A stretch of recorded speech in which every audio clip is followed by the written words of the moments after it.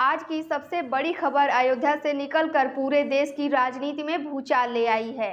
जिस राम मंदिर को करोड़ों हिंदुओं की आस्था का केंद्र माना जाता था, उसी राम मंदिर के चढ़ावे के चोरी के मामले ने एक ऐसा मोड़ लिया है जिसने पूरे देश की राजनीति में हलचल मचा दी है और इस जांच की आंच अब ट्रस्ट तक पहुंच गई है।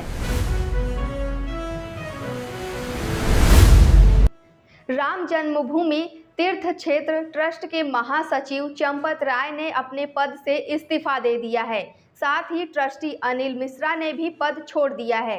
यह घटना उस समय सामने आई जब चढ़ावा चोरी मामले में 8 लोगों को गिरफ्तार किया गया, जिसमें चंपत राय के करीबी और ड्राइवर बताए जा रहे टिन्नू यादव का भी नाम शामिल है। उधर उस पूरे मामले पर राजनीति भी तेज हो गई है। अरविंद केजरीवाल ने इस चोरी को महापाप बताया है, जबकि संजय राउत ने कई सारे सवाल खड़े किए हैं। उन्होंने कहा कि उद्धव ठाकरे द्वारा दान की गई चांदी की ईंटें आखिरकार कहां गई, आखिरकार क्या है पूरा मामला, इस्तीफा क्यों हुआ, 8 लोगों की गिरफ्तारी के पीछे की कहानी क्या है और अब आगे क्या होगा, चलिए समझते हैं। राम मंदिर के चढ़ावे और दान में मिली वस्तुओं के प्रबंधन को लेकर शिकायतें सामने आने के बाद जांच शुरू हुई।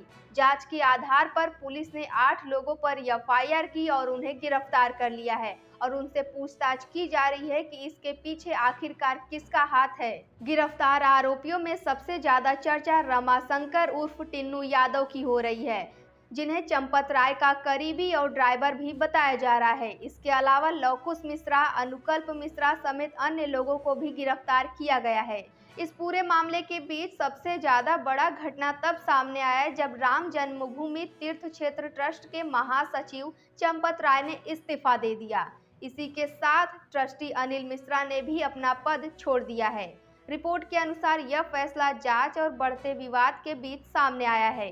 हालांकि इस्तीफे के कारणों और उनकी औपचारिक स्वीकृति को लेकर अलग अलग रिपोर्ट सामने आई है और यही वजह है कि अब यह मामला केवल पुलिस जांच तक सीमित नहीं रह गया है, बल्कि यह मामला अब राष्ट्रीय स्तर पर पहुंच गया है। अरविंद केजरीवाल ने इस मामले को लेकर महापाप बताया है। उन्होंने कहा कि राम मंदिर के चढ़ावे में चोरी सिर्फ एक चोरी नहीं बल्कि महापाप है। उन्होंने कहा कि करोड़ों श्रद्धालु भगवान पर विश्वास करके दान देते हैं और यहाँ पर उनके इसी आस्था के साथ खिलवाड़ हुआ है, इसलिए आरोपियों पर सख्त कार्रवाई की जाए। वहीं सांसद संजय राउत ने भी इस मामले को लेकर सवाल उठाए हैं। उनका कहना है कि उद्धव ठाकरे ने मंदिर के निर्माण के वक्त 1 करोड़ रुपए और 5 किलो चांदी की ईंटें दान की थी और उनका रिकॉर्ड सार्वजनिक किया जाए। उनका कहना है कि श्रद्धालुओं द्वारा दिए गए हर दान का पूरा हिसाब पारदर्शी तरीके से सामने आना चाहिए। वहीं इस मामले पर विपक्ष ने आरोप लगाया है कि अभी तक कुछ कर्मचारियों तक ही ये जांच सीमित है, जबकि इस मामले से जुड़े हर पदाधिकारियों की भूमिका की जांच की जानी चाहिए। एफआईआर लिखी गई कुछ छोटी मछलियों के खिलाफ, कुछ मामूली चोरी में पकड़े गए लोगों के खिलाफ, लेकिन जो डकैत हैं वो अभी भी बचे हुए हैं, जो माफिया हैं वो अभी भी बचे हुए हैं, जिनको मोदी जी ने यहाँ पर बिठाया है वो अभी भी बचे हुए हैं।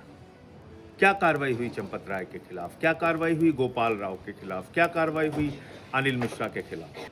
तो मुझे लगता है कि प्रभु श्री राम के मंदिर में जो लूट हुई है, जमीन खरीद के नाम पे दान पात्र की लूट हुई है, निर्माण कार्यों में लूट हुई है, इन सभी की गहनता से जांच करा के सारे बड़ी मछलियों को, सारे ये माफियाओं को, सारे ये मोदी के द्वारा बैठाए गए लोगों को जेल में डालना पड़ेगा, इनको जेल भेजना पड़ेगा और तभी इस पूरे प्रकरण का खुलासा हो पाएगा और सच्चाई पूरी तरह से सामने आ पाएगी। वहीं जांच एजेंसियों का कहना है कि जांच अभी जारी है और उपलब्ध सबूतों के आधार पर कार्रवाई की जा रही है। अब पूरे देश की नजर इन 3 सवालों पर टिकी हुई है। क्या इस जांच में कोई और बड़ा नाम सामने आएगा? क्या ट्रस्ट की तरफ से इस मामले पर सफाई सामने आएगी और क्या इस मामले में आगे और बड़ी कानूनी कार्रवाई होगी? इन सवालों के जवाब आने वाले दिनों में जांच के बाद ही पता चलेगा। हालांकि जांच अभी जारी है और आरोपियों से पूछताछ की जा रही है। इस मामले पर आपकी क्या राय है, कमेंट करके जरूर बताइए।